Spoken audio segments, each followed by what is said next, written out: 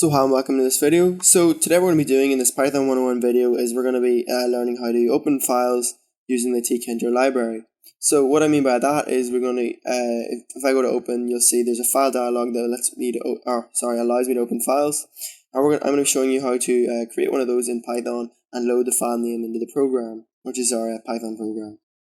So let's get started. So the first thing we need to do is we need to import the tkinter library. So we're just going to say from tkinter import all, which should import everything from the tkinter library. And then the next thing we need to do is we need to create a variable called root, and we're going to set it equal to tk and then two parentheses.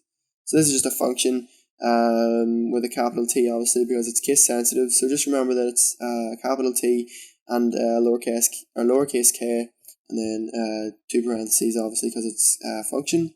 And we assigned it to the variable root. So if I hit F5, what should happen is our window should load because of our tk variable.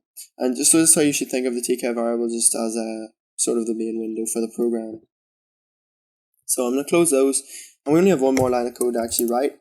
So what this is going to do is this is the line that actually opens the file dialog, or actually we have two lines actually left to right.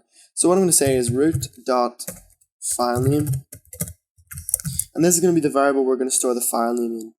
And I'm going to set that equal to file dialog dot, and then the reason it's a dot is because we're getting the file dialog class from the tkinter library, and we're getting the ask open file name function from within that class. So this is a function, so we surround it in parentheses at the end. We put parentheses at the end of the function. And then within this, what we want to do is we want to say file types, and then we want to set that equal to more parentheses, and then we want to put a space there so there's a bit more room, and we want to create actually even more parentheses. So we're going to create another set of parentheses, actually two more sets, and we're going to separate them by a comma. And the reason for these parentheses within the parentheses is because each of these is a specified file type that we're going to allow. So for example, you could allow any type of file here, and then you could have an all files option here. So that's what I'm going to do. I'm going to create howCode files. And then also within these parentheses I have to add another comma and double quotes, and I want to say .hc. So what this will do is it will make it recognize files that end with the .hc extension, and it will know they're called howCode files. And the last one I'm going to do is an all files one, which is actually really easy. All we have to say is all files, comma, and then another set of double quotes, and we just put asterisk, and then a dot, and then another asterisk. So this just specifies will allow any kind of file to be opened, and we actually have to put another asterisk up here, so we allow any file that ends in a .hc extension to be opened. So what I'm going to do is I'm going to run the program again with F5, and as you can see we have our file dialog. If I click here, it says howCode files.hc, and all files is also another option. So the final thing I'm going to do is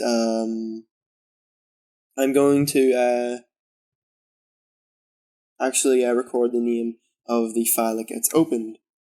So what I'm going to do there is I'm going to just go down here, and I'm going to say print, and since it's Python 3 we have to use the print function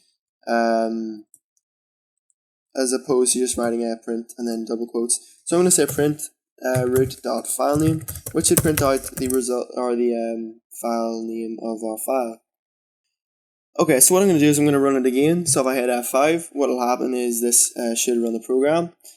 We have the two options. We can choose howCode files, we can use all files. If I click all files, scroll down to a file.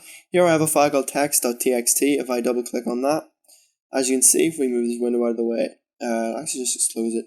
As you can see, what happened was it got recorded in the Python terminal.